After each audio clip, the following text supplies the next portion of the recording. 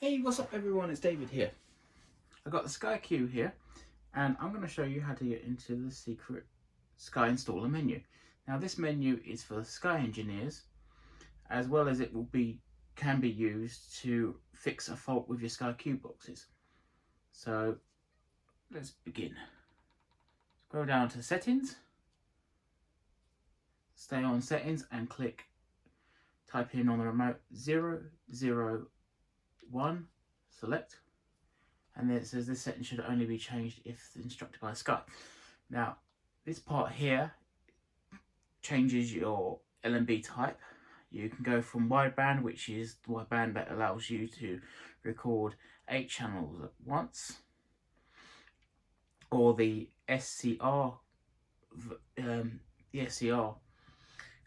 type, which basically allows you to use the original existing standard Sky LNB or whatever LNB with the twin input, but then that lowers your function. So obviously the wideband allows you to record the multiple channels because it doesn't use horizontal and vertical as LNB connections to work.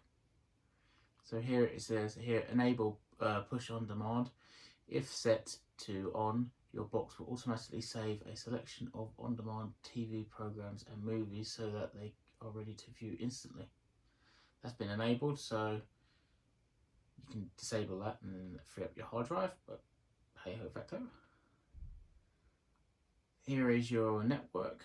Now the 2.4 wireless, obviously it's the signal that you've got 2 bands, 2.4 and 5.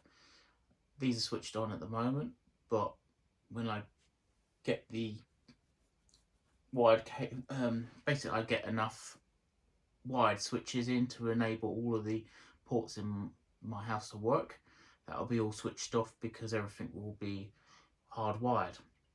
So it'll improve connectivity between all the boxes and basically make downloading a lot faster.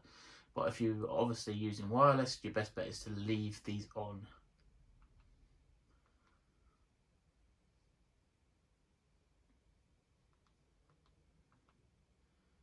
You've got the reset here, and that allows you to reset settings. So reset all settings on this box to manufacturer default. You'll need to pair your SkyQ touch remote again. Your recordings and network setup will not be affected. So it basically removes all of the settings off of the thing, but off of your SkyQ box, but it keeps your recordings on and your network set up as well. So you basically, if you put in your SSID, which would be, you know, home network or home thingy or whatever your SSID is, Virgin 123, you wouldn't have to enable that. So the next one is reset hard drive. Permanently deletes all existing and planned recordings on this box and restore. You can restore your buy and keep purchase individually by going to skystore.com/restore. Your settings, network and remote control setup will not be affected. So basically it just deletes everything on the hard drive. So all your recordings are gone. Second one is factory reset, which does both those things all together. So it resets to factory state, as it would say. So basically how you first got the box.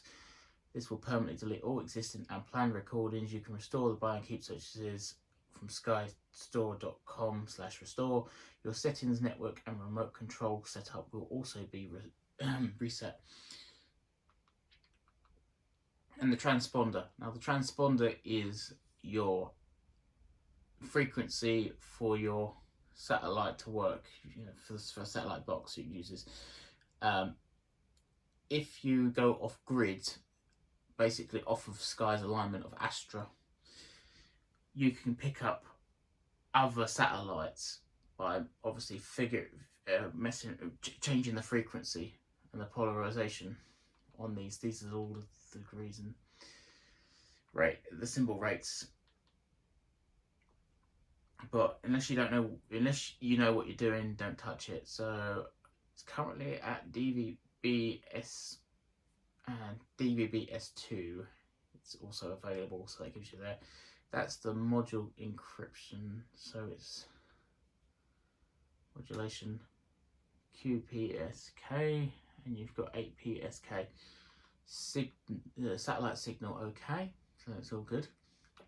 Update settings and save. But if you ever mess it up, which you might likely do if you don't know what you're doing, if you're not a professional, you can always go back on the menu and click reset all. This one here, this one gets you out of a lot of trouble if Sky launches new apps and they're not installed on your Sky box, your SkyQ box, and you have to do this individually for every single box in the house because the SkyQs have a mind of their own as well. So you have to refresh the app library so it can basically pull it from the Sky servers to enable the actual new app to work. But obviously you have to make sure that you have your SkyQ updated to the latest software. But if you just press that, nothing bad will happen. It will just refresh the apps, and anything that's missing will now be there. So yep,